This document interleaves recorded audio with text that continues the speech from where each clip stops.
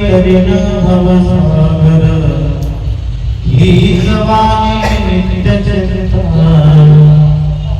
मनी आठवी भगवंता जीवनाचे सार्थक काय जीवनाचे सार्थक काय आला जन्म करून जाई ही जवानी नित्य चरिता मनी आठवी भगवंता भगवान पाया पडतो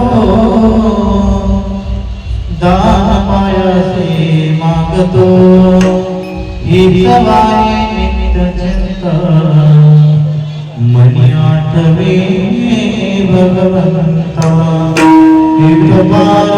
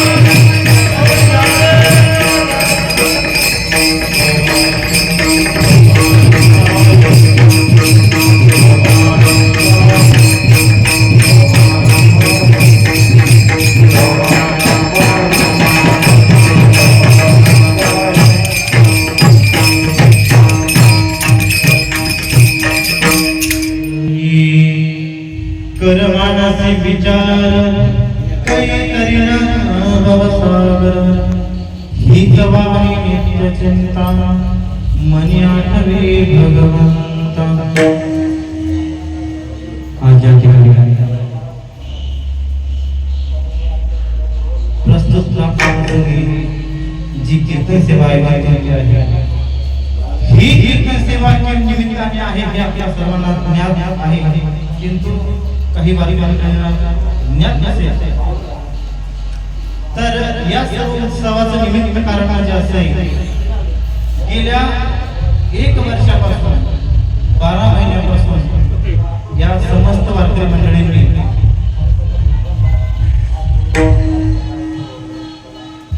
चतुर्थीचा उत्सव, पौर्णिमेचा उत्सव आणि अष्टमीचा उत्सव असे 3 प्रकारचे उत्सव चालू केलेले आहेत. कोणता कोणता? चतुर्थी, पौर्णिमा, अष्टमी आणि पौर्णिमा.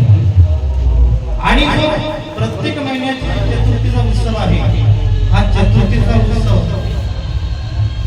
बुलढाणा म्हणजे चिखलीच्या समोर जो काही परिसर असेल वा जालना जिल्हा असेल, बुलढाणा जिल्हा असेल, त्या परिसरामध्ये दर महिन्याच्या चतुर्थीला असतात नित्याने नैमित्तिक कार्यक्रम चालू असतो.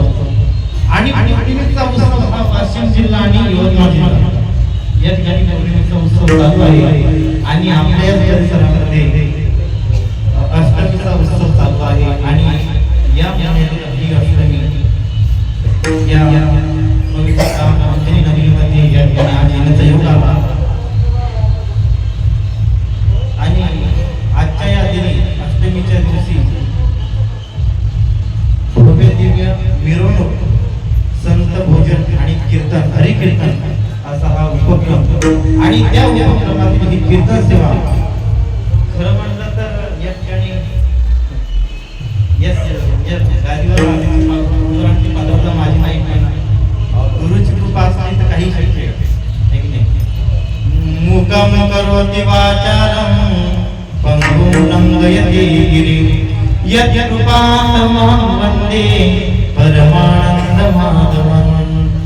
याचा अर्थ असा आहे की दिवसभर पासले गुरुची कृपा असली तर मुखम करोति वाचारं, मुख सुद्धा बोलायला लागतो आणि पंगुं लंघयति गिरिं, पांगळा सुद्धा चालायला लागतो. हा प्रताप त्यांच्या कृपेचा आहे. आणि हा सर्व उत्सव किंवा जो मी उभा आहे ही त्यांचीच कृपा आहे, त्यांच्याच कृपेचा महिमा आहे. आणि त्यांच्याच कृपा छत्रछायेखाली या कीर्तन सेवेकरता निवडलेला अभंग गुरुवर्य परमपूजनीय ब्रह्मनिष्ठ कृपाळू गुरुपावली श्री भगवान बाबा यांचं हृदय असणारी श्री अभंग गाथा. आणि या अभंग गाथेतील अनेक संतांच्या म्हणण्याप्रमाणे किंवा त्यांच्याच अभंगाला अनुसरून बाबा ही अभंगामध्ये तोच विषय मांडतात की कर मानसी विचार काही करीना भवसागर. म्हणून प्रत्येक जीव म्हणून या जन्माला आल्यानंतर प्रत्येक जीव विचार करतोच. आणि विचार असा कोणीच नाही की तो विचारच करत नाही, कोणी असो तो विचार करतोच. परंतु जीवनामध्ये आल्यानंतर आपल्या मनाशी कोणता विचार करायचा हे सांगणारा हा अभंग सेवेकरिता निवडलेला आहे.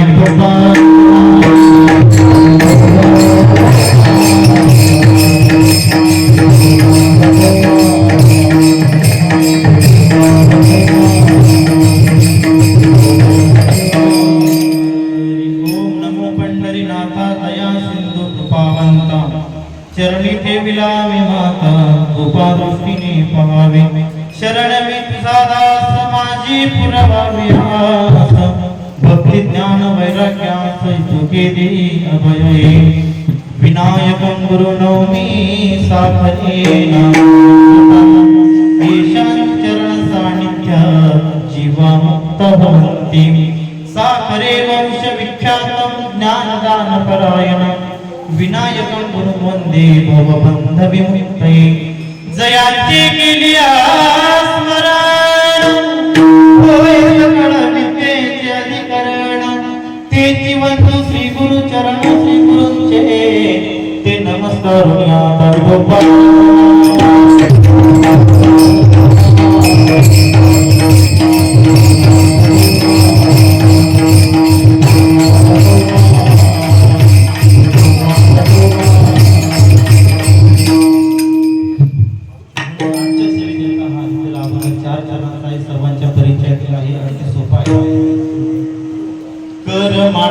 विचार.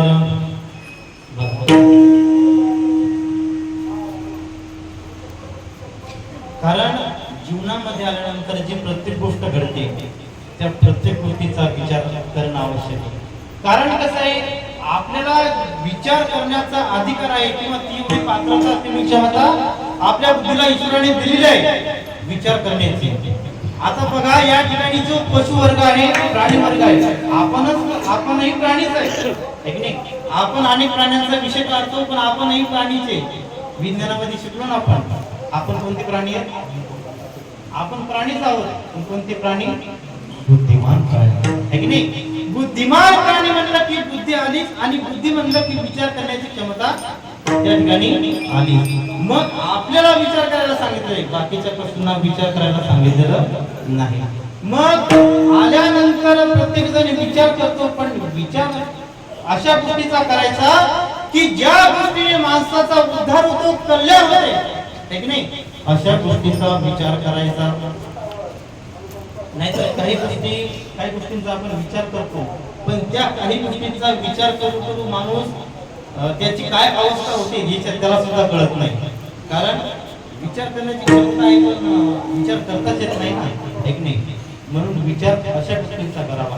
कारण एखादी गोष्ट विचार करताना असा विचार करावा की ती गोष्ट केल्यानंतर पश्चाताप होणार नाही असा विचार करायचा आणि त्या गोष्टीचा पश्चाताप होणार नाही असा विचार करायचा. म्हणून विचार करण्यावर 100 वेळेस विचार करायचा आणि नंतर ती गोष्ट करायची, जेणेकरून एखादं काम ती गोष्ट केल्यानंतर तिचा पश्चाताप होणार नाही. विठोबा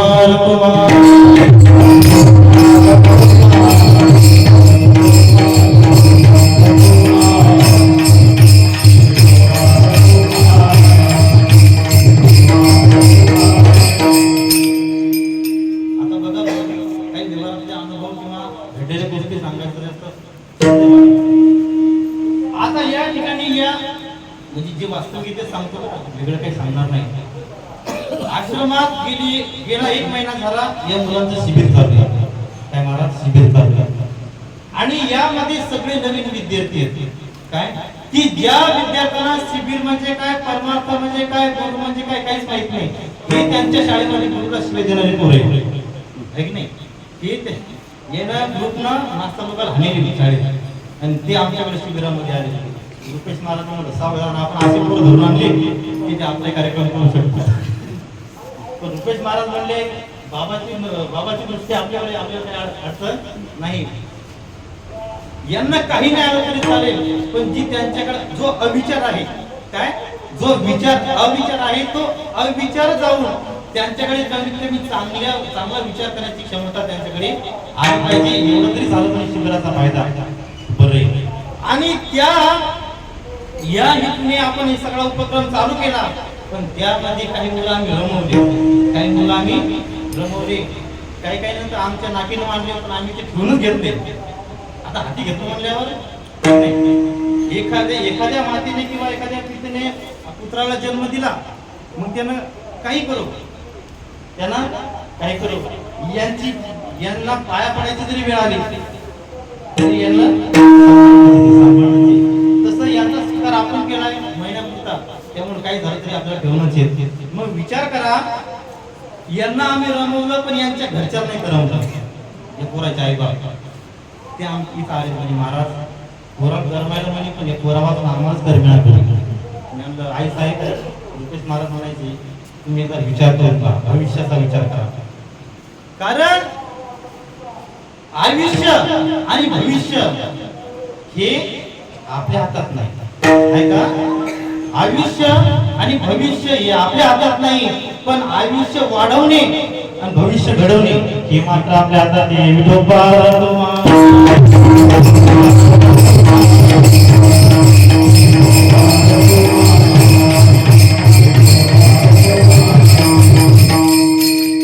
म्हणून यांच्या भविष्याचा विचार करून यांना शिकवण्याची तयारी आपण ठेवली. पण यांच्या घरच्यांना पुत्र स्नेहाने मोहित झाल्यामुळे, काय यांचे पिता यांचे माता पिता पुत्र स्नेहाने मोहित झाल्यामुळे त्यांना ग्राह्य आहे. ग्राह्य म्हणजे स्वीकारण्यासारखं आहे, घेण्यासारखं आहे. त्याला सार आणायचं आणि जे टाकून देण्यासारखं आहे त्याज्य त्याला म्हणायचं असार. आपण सर्वांनी दूध पाहिलं, दुधाचा विनियोग करतो आपण आणि ते दूध काय ते मंथन करत असताना मंथुनी नवनीता तैसे घे. आता ते मंथन करत असताना त्यामध्ये निघणारं नवनीत म्हणजे लोणी हे त्याज्य आहे की ग्राह्य आहे? बोला बोला. नवनीत म्हणजे लोणी हे घेण्यासारखं आहे का फेकून देण्यासारखं आहे? मग त्या मंथनामध्ये त्या दुधामध्ये निघालेलं नवनीत म्हणजे लोणी हे घेण्यासारखं आहे आणि त्यामध्ये निघालेलं ताक शेजारी तुझ्यासाठी आपलं तसंच आहे ना. लोणी निघलं की घरात आणि ताक निघलं की घरात शेजाऱ्याला. म्हणजे तसं नाही करायचं. याचा अर्थ असा आहे की जे आत्मसात करण्यासारखं आहे ते सार आणि जे टाकून देण्यासारखं आहे तो ते असा.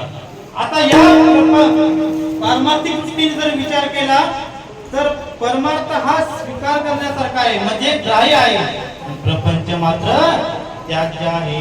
ही बुद्धी ज्याला हा विचार जे लोक करतात त्यांची सत असत विवेक बुद्धी म्हणजे त्यांना त्या बुद्धीला कळते की सत काय आहे असत काय आहे सार काय आहे असार काय आहे. याला म्हणायचं विवेक बुद्धी म्हणजे विचार करण्याची बुद्धी.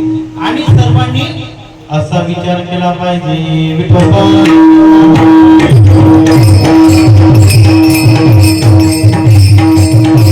त्यावेळेस ती बुद्धी शुद्ध होईल आणि ज्या वेळेस बुद्धी शुद्ध झाली त्यावेळेस जी परमात्म्याचं ज्ञान आहे जे ब्रह्मज्ञान आहे ते ब्रह्मज्ञान त्या बुद्धीमध्ये साठवलं जाईल. आणि एकदा का ते ज्ञान झालं की ती बुद्धी कारण त्या बुद्धीमध्ये आत्मस्वरूपाचं ज्ञान झालं की ती बुद्धी आत्मस्वरूपाला आपोआपच प्राप्त होईल. म्हणजे ती बुद्धी सद्बुद्धी होईल. आणि सद्बुद्धी झाली की विचार करायचं काय काम आहे का नाही. कारण ज्या बुद्धीने विचार करायचा ती बुद्धी परमात्मरूप झाली ना. आता आत्मरूप झाली त्यामुळं असा विचार करायचा. कसा विचार करायचा? असा विचार करायचा. कुठे करायचा? मनाशी करायचा. मनाशी. आता मनाशी विचार करायचा पण मनाशीच का सांगितलं हो? कारण हे मन कसं आहे? मन कसं आहे? तुम्ही विषय नेहमीच ऐकता आपण विषय आला तो विषय काढतो ऐक नाही. आता एक 10वीचा मास्तर आहे तो लागल्यापासून तेच शिकवते. लागल्यापासून रिटायर तेच शिकवते 10वी वर्गाचं. तो असं म्हणते का दरवर्षी हे शिकवतो आपण हे शिकवतो आपण हे सांगतो बाबा बोर झालो बाबा नाही. अहो त्याचा पगारच ते सांगायसाठी काय त्याला बोर होऊन चालत नाही. तो विषय त्याला सांगावा लागतो कारण तो विषय सांगायचा त्याला पगार असतो. तसं आमचा तेच आहे. आमचा पाडा हाच विषय आणि जसा निरोप आला तसं सांगावं लागतं. त्यामुळे बोर व्हायचा विषय नाही. मग मनाशी विचार करायला सांगितलं. मन कसं आहे?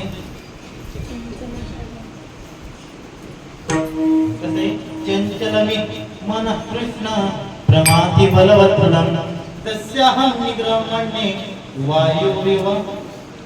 वाऱ्यापेक्षाही वेगाने धावणारं हे मन हे चांगलं आहे का? नाही.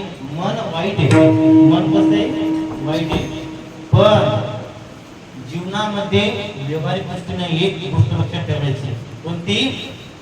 कोणी किती वाईट असलं महाराज तुम्हाला तुमच्या काम करून घ्यायचं असतं काय देव माणूस काय देव माणूस आहे. हिच्यासारखा माणूस अजून नाही पाहिला. हे माणूस आहे का? देव माणूस आहे. पण अंतःकरणातून कसा आहे तो? कसं आहे हे अख्ख्या जगाला माहिती आहे. हिच्यासारखं बदमाश कोणीच नाही. अख्ख्या जगाला माहिती आहे हिच्यासारखं वाईट कोणी नाही, बदमाश कोणी नाही, नालायक कोणीच नाही. पण त्यानं आपल्या चांगल्या कामामध्ये विघ्न आणू नये. बाबा ते पाया पडतो कसा का देव माणूस कोणीच नाही. फक्त या इलेक्शनमध्ये विघ्न आणू नको. काही नाही. फक्त अपक्ष उमेदवारी अर्ज करू फक्त त्यासारखं बदमाश कोणी नाही. म्हणून तर हे मन वाईट आहे. पण समर्थ रामदास स्वामी म्हणतात काय मना सज्जना भक्ती पंथेची जावे. मग जे मन वाईट आहे त्या मनाला रामदास स्वामी महाराज मनात सज्जना म्हणतात सज्जना. काय काय सज्जना? मला तुमचं नाव नाही सज्जन, आमच्याकडे तू सज्जन म्हणून हे तुमच्या नावाचं वैभव आहे. असो मग जे वाईट जरी असलं पण आपलं काम चांगलं करून घ्यायचं ना, त्याला सज्जन म्हणायचं. जसं त्याच्यावर राखून काम होत नसते, उलट नाही का, मग ते पण म्हणते मी काय कमी आहे का, तो अजून मला ओळखतच नाही, 1.5 एकर गेलं चालेल पण ती वाट लावल्याशिवाय लागणार नाही. मग तिच्या तिरपट चालायचं नाही. गरज पण आली आपलं चांगलं काम करून घ्यायचं ना, ऐक नाही किंवा मी होतं नाही बोलत बाबाला कोणतीच माणसं नको, ऐक नाही. हे जे बाहेरचे ज्या या वृत्तीचे माणसं आहेत, बाहेर वृत्तीची माणसं, त्या लोकांना बाबांचा अजिबात पटत नाही. आणि जे खरं ते तुम्हाला अनुभव आहे ना, कारण जेव्हा माझा जन्म नव्हता तेव्हापासून मी बाबाच्या सहवासात आहे सगळे, तुम्हाला काय सांगायची गरज आहे, पण तरी रोजचा अनुभव म्हणून सांगतो. हे बाहेर वृत्तीचे जे लोक आहेत या लोकांचं बाबांचं पटत नाही. पण एखाद्या वेळेस समजा बाबा त्याच्याशी गोड बोलतात, मग आपण विचार करतो जेव्हा पक्का कुटुंब असतो बाबा कसं काय पडतं, ते यासाठी पडतात की याला आपल्या भजनात विघ्न आणू नये, एक नाही यानं आपल्या भजनात विघ्न आणू नये. हे आता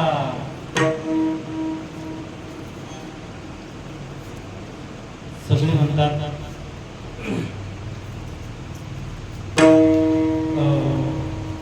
जी फलप्राप्ती आहे का, जी फलप्राप्ती कीर्तन करायला आहे, जे पुण्य कीर्तन करायला लागतं तेच पुण्य श्रोत्याला लागतं. बरोबर आहे का नाही? म्हणजे इथं पुण्यात कमी जास्त नाही, पुण्यात कमी जास्त नाही. जे कीर्तन करायला पुण्य प्राप्त होतं ते श्रोत्याला होतं, जे टाळकऱ्याला होतं तेच वाढेकऱ्याला होतं, जे अन्नदात्याला होतं तेच पत्रवाळे उचलणाऱ्याला प्राप्त होतं पुण्य. मग हे सगळे कसे येतात, सगळे पुण्यवान आहेत. महाराज म्हणतात सगळेच पुण्यवान आहे, तो महापुण्यवान कोण आहे?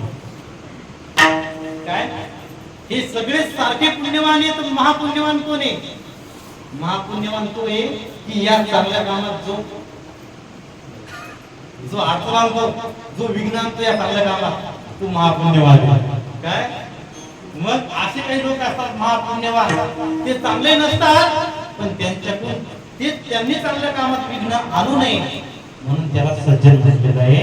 आणि अशा या मनाशी विचार करायचा, काय अशा या मनाशी विचार करायचा. कोणता विचार करायचा? अभंगाचा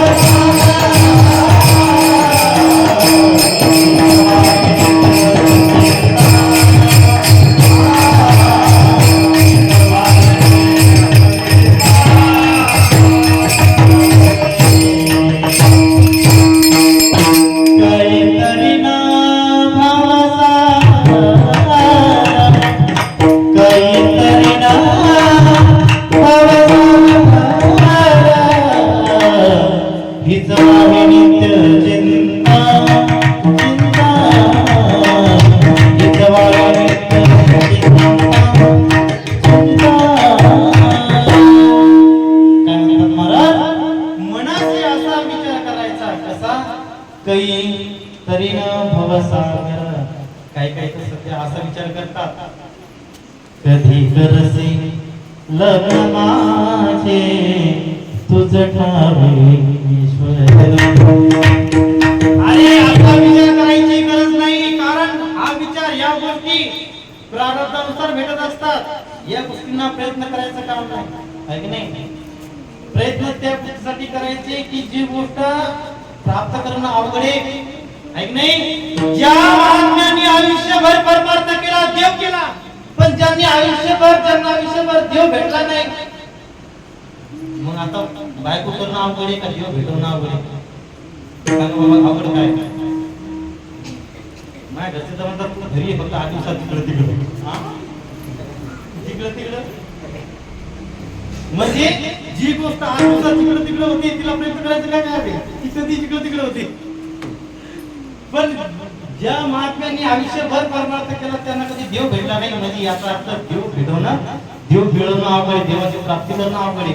मग प्रयत्न त्या गोष्टीसाठी करायचे की जी गोष्ट अवघड आहे, नाही? आता गुरु सहजासहजी भेटतात का? नाही, संत भेटत नाही. बहु अवघड आहे संत भेटी. मग जी गोष्ट अवघड आहे त्यासाठी प्रयत्न करायचे ना.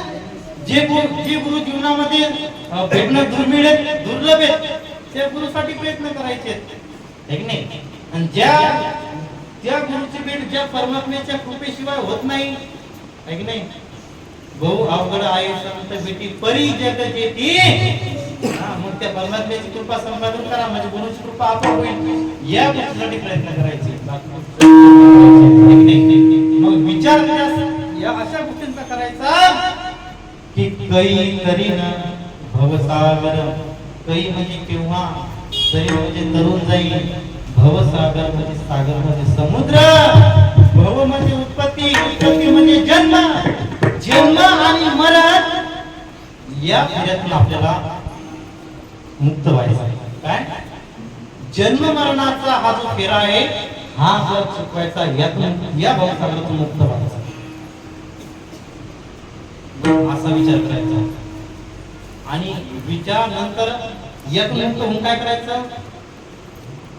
हीच वाहे नित्य चिंता. काय? हीच वाहे नित्य चिंता मनी आठवे भगवंता. सारा सार विचार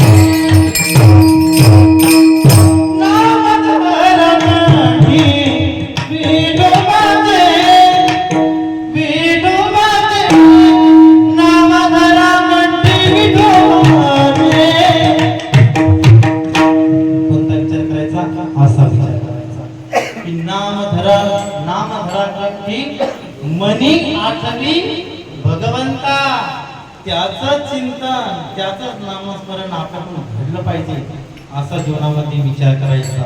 हीच आहे नित्य चिंता. चिंता अशी नैमित्तिक नाही. कशी चिंता? नित्य चिंता, नैमित्तिक नाही. नैमित्तिक म्हणजे फक्त निमित्त पाहून. निमित्त म्हणजे कोणतं? फक्त 12 महिन्यात सप्ताह आला, सप्त्याचं निमित्त पाहायचं, 7 दिवस घर सोडायचं. 8व्या दिवशी घर धरलं की 12 महिने सोडायचंच नाही. म्हणजे हे नैमित्तिक चिंतन करायचं का? नैमित्तिक नाही, नित्य चिंता. जसं की आपल्या जीवनामध्ये काही गोष्टी आपण नित्य नेमाने करतो. कोणत्या कोणत्या? सकाळी उठणं, स्नान, पूजा हे सोडून द्या, विधी सोडून द्या, चहा पाणी, भोजन आहे की नाही, स्नान सोडून द्या. मला काही काही 3 दिवस करतच नाही आहे की नाही. एका ठिकाणी गेलो आणि रोज आंघोळ, नातेवाईकाच्या घरी म्हणजे आंघोळीत पाणी टाका, म्हणजे रोज आंघोळ करता का? म्हणजे रोज आंघोळ करावं लागते, कधी कधी नाही केली बरी. असं का? त्यांनी आपल्याला असं का म्हणतात? कारण त्यांच्या घरी 3 दिवसानंतर करतात. काय जे ते 3 दिवसांना करतात म्हणून ते आपल्याला म्हणतात रोज आंघोळ करतात नाही की नाही. काही लोक असे आहेत की त्यांच्या जीवनामध्ये नित्यनेम. आता नित्यनेमाचं असं आहे बाबा, नित्यनेमाचं असं आहे की तुम्ही नित्यनेमाने ह्या गोष्टी स्नान पूजा विधी ह्याच्या गोष्टीत ना, ह्या तुम्ही नित्यनेमाने केल्या तुम्हाला पुण्य लागत नाही. नित्यनेमाने जर या गोष्टी केल्या तर पुण्य लागत नाही, पण जर नाही केल्या तर पाप लागतात. स्नान करणं हा नित्यनेम आहे. तुम्ही जर नित्यनेमाप्रमाणे जर स्नान केलं तर तुम्हाला पुण्य लागणार नाही, कारण ते तुमचं कर्तव्य आहे ना. नित्यनेम तुम्हाला पुण्य लागणार नाही, पण तुम्ही जर स्नान नाही केलं तर ते पाप तुम्हाला लागते, मलिन आहे की नाही. अशा मलिन शरीराला मग माझ्या हरणीला मग असे भूत पिशाची जवळ सापडतात मलिन. म्हणून बाबा म्हणतात जीवनामध्ये असं पवित्र व्हायचं की जेणेकरून ही बाहेरची जे आधी भौतिक आधी नैविक दुःख आहे ते तुम्हाला जपणार नाही, त्रस्त होणार नाही. असं नित्य माणसाने जीवनामध्ये नित्यनेम केला पाहिजे. आणि या नित्यनेमामध्ये चिंता तीच करायची, नित्य चिंता की मनी आठवे भगवंता, हाती टाळ विना केवनिया प्रीती, भावे गातो गीती कृष्ण नाम. नकळे दिवस उजाडली रात्री, राम नाम चित्ती धरते, राम नाम चित्ती धरते. नकळे दिवस उजाडली रात्री, नकळे दिवस उजाडली रात्री, नकळे दिवस उजाडली रात्री, राम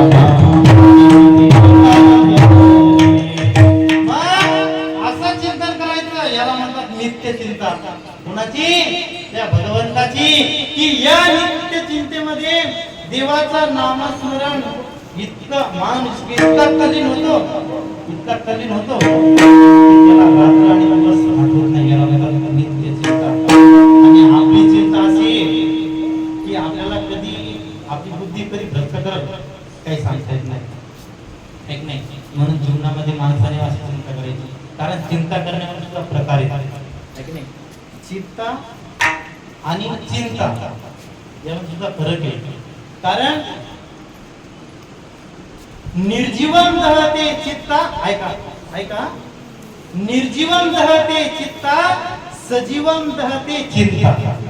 म्हणजे चित्ता म्हणजे प्रेत किंवा ते मड, हे फक्त मेलेल्या माणसाला जाते समजा वागणे आहे नाही.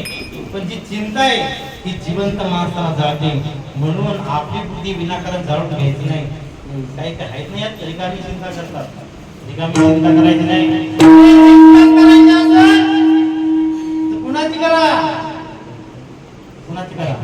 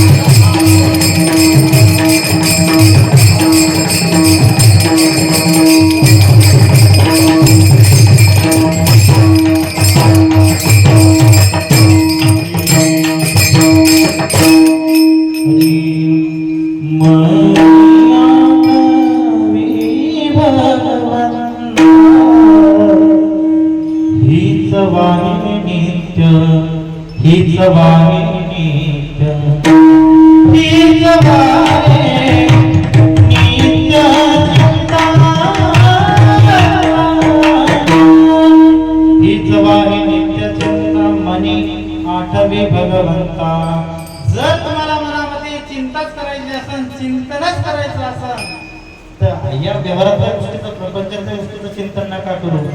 मग चिंतन करायचं असेल तर करिता देवाचे चिंतन, त्या योगे मनाला हे समाधान, मनात समाधान तरी प्राप्त होईल देवाचं चिंतन केल्यानं. पण या चिंतनाने तुमची बुद्धी मात्र जळून जाईल, हा याचा अंदाज लागणार नाही.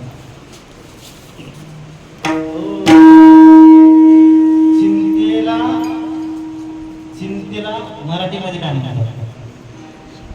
चिंता हा जो शब्द आहे त्याला मराठीत काय म्हणतात सांगा रे बरोबर. काय म्हणतात? टेन्शन. तुम्ही किती शिकले? चिंता. हा नाही, चिंता शब्द मराठीत आहे, चिंता शब्दाला इंग्लिश मध्ये काय म्हणतात? इंग्रजी नाही, मुद्दाम उलट विचारलं. कारण आपण मग बाबा त्याला इंग्लिश मध्ये काय म्हणतात, इंग्रजी मध्ये काय म्हणतात? टेन्शन. आता टेन्शन शब्दाचा संधी विग्रह करा. टेन अधिक सन. टेन अधिक सन. टेन म्हणजे टीएन. टेन म्हणजे जरा जोरात बोला पुरो, तुमच्याशिवाय मध्ये कोण नाही असतात. टेन म्हणजे आणि सन म्हणजे आता ऐका, एक सूर्य तापला तर जीवनाची या शरीराची आग होते. काय ते या बुद्धीमध्ये जर टेन म्हणजे 10, सन म्हणजे सूर्य, जर 10 सूर्य तापले तर काय होईल? हा खाप होईल ना. मग तसंच तशी चिंता ही, तिला इंग्लिश मध्ये टेन्शन म्हणतात. मग चिंता करायची नाही. 10 सूर्य तापल्याप्रमाणे आग होईल, जळून जाईल, खाप होईल. काळजी करायची नाही, टेन्शन करायचं नाही. Not tension, this is the relax and silent. है की नाही? काळजी करायची नाही. चिंता करायची असेल तर त्याची करायची. काय होईल? त्यानं काय होईल? जीवनाचे सार्थक.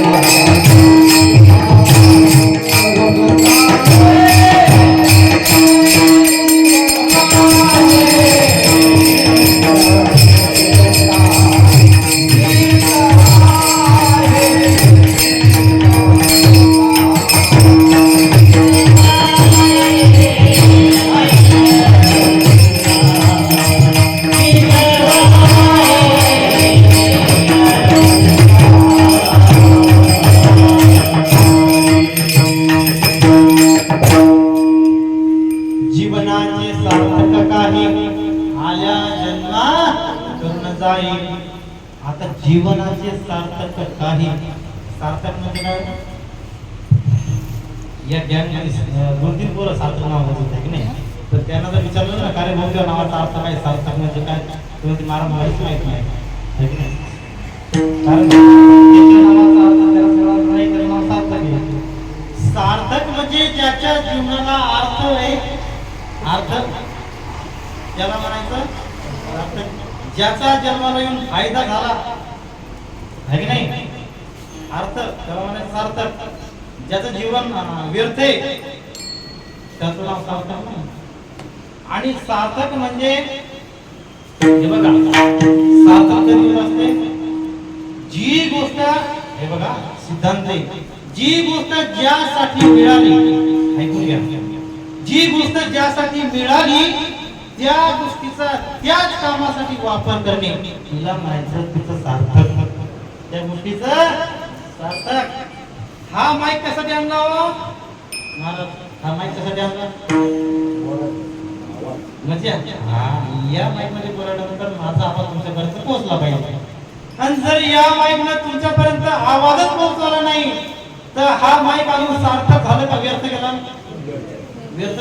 म्हणजे जी गोष्ट ज्या कामासाठी आणली त्या गोष्टीचा त्याच कामासाठी वापर करणे सार्थक. आता आपलं जीवन सार्थक आहे का व्यर्थ आहे? सांगतो तुम्हाला. देवान दिया कशासाठी दिला? कशासाठी दिला? देवे दिला देह, देवे दिला देह भजना गोमटा. देवानं देह कशासाठी दिला? आणि आपला नियम काय? जी गोष्ट ज्यासाठी दिली त्यासाठीचा वापर करणे. मग जो देह देवाने भजनासाठी दिला मग आपण या देहाने हा देह भजनासाठी वापरला का? हा या देहाचं सार्थक आहे का व्यर्थ आहे? हा मग देवा जी हा देह ज्यासाठी मिळाला त्यासाठी त्याचा विनियोग करणे हे सार्थक. आणि त्याचा त्याचा वापर त्यासाठी न करणे याला म्हणायचं त्या गोष्टीची विटंबना. याला म्हणायचं त्या गोष्टीची विटंबना, त्या गोष्टीचा अपमान, त्या गोष्टीचा अपमान. तुम्ही का त्या गोष्टीचा अपमान केला? ज्यासाठी मिळाली त्यासाठी वापरली नाही आणि अपमान जर केला ती गोष्ट परत मिळत नाही. यदा कदाचित तुम्ही मला 2 दिवस समजा गायनासाठी बोलावलं महाराज, एक सहज म्हणजे विषय निघाला बघा, उदाहरण सांगतो. तुम्ही मला सहज 2 दिवस गायनासाठी बोलावलं त्यासाठी आणि तुम्ही माझ्या हाती माईकच दिला गेला. शिव माझा म्हणजे येण्याचा फायदा झाला का अपमान झाला मला? कारण ज्यासाठी बोलवलं ती गोष्ट अपमान झाला ना, ती गोष्ट करायला भेटली नाही. मी परत येईन का म्हणून? म्हणजे तसा देह भजनासाठी भेटला मिळाला पण भजनच नाही केलं परत भेटणार आहे का? नाही भेटणार. असं काही जीवनामध्ये करा की जीवनाचे सार्थक टळे आल्या जन्मा करून जाईल. एवढंच नाही महाराज, भगवान बाबा शेवटच्या चरणामध्ये सर्वांच्या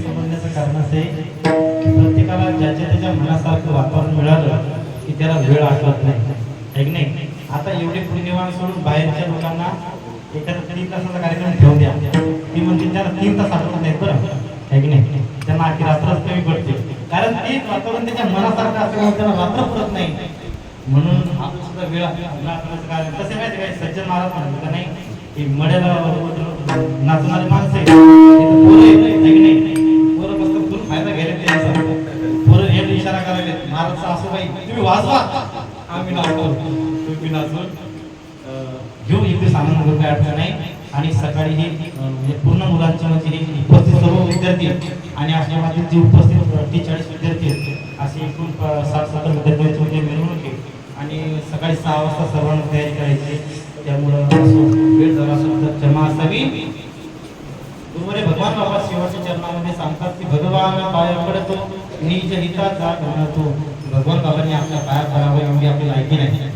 अरे कुठे बाबा एक नाही त्यांनी आपल्या पाया पडावं एवढी आपली पात्रता नाही, लायकी नाही. तुकोबारायांनी आपल्या पाया पडावं एवढी आपली पात्रता नाही, पण तरी म्हणतात सकळांची पाया माझे दंडवत आपुलाली चित्त शुद्ध करा. ऐक नाही बाबा हो, ज्यांच्या अंतःकरणामध्ये प्रेम असताना जे लोक मोठेपणा सोडतात ऐक नाही आपलं श्रेष्ठत्व बाजूला ठेवतात आणि यांचा उद्धार कसा होईल याचा विचार ते करतात. कारण अंतःकरण माय बापाचं असतं. ऐक नाही बाप बाप बाप कधी लेकाच्या पाया पडत नसतो, पण एक वेळ अशी येते की बापा लेकाच्या पाया पडावं लागतं. कधी कधी की जो तो लेक जेव्हा बापाची मान खाली घालतो काय बापाचं नाक बापाची इज्जत जेव्हा लेक घालतो ना तेव्हा बाप म्हणतो लेका त्या पाया पडतो, पण असं काम करू नको. अरे का नाही पाया पडायची वेळ, कारण त्याचं हित बापाला दिसतं म्हणून पाया पडतो. नाही तर त्याची उत्पत्ती आपल्यापासून आहे, त्याच्या काय पाया पडायला लागते.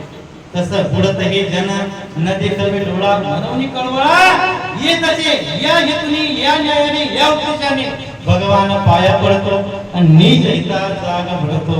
म्हणून आजच्या या कीर्तन सेवे करतात घेतलेला हा जो अभंग आहे हा गुरुदेव बाबांचा अतिशय हे अभंग दिसायला सोपे पण अतिशय चिंतनात्मक अभंग आहे, गुढ अभंग आहे, गहन अभंग आहे. या अभंगामध्ये आपण शिरू शकत नाही आणि मला ते पूर्ण नसल्यामुळे मी काठावर करतो. मी आज शिरत नाही. कारण बुडण्याची शक्यता आहे. अशा प्रकारे मी माझ्या अल्पगतीने व्यक्तीप्रमाणे या अभंगाचा भावार्थ चित्त मांडण्याचा प्रयत्न केला. सेवेमध्ये काही उपयोग असेल तर तो माझ्या भाने सत्पुरुष आणि झालेली सेवा गुरुवारी भगवान बाबा यांच्या चरणी गुरुवार पांडुरंगाच्या चरणी समर्पित करून माऊलींच्या चरणी समर्पित करून या ठिकाणी सेवेला पूर्णविराम देण्यामध्ये माऊलींचं प्रेमाने भजन करून ज्ञानेश्वर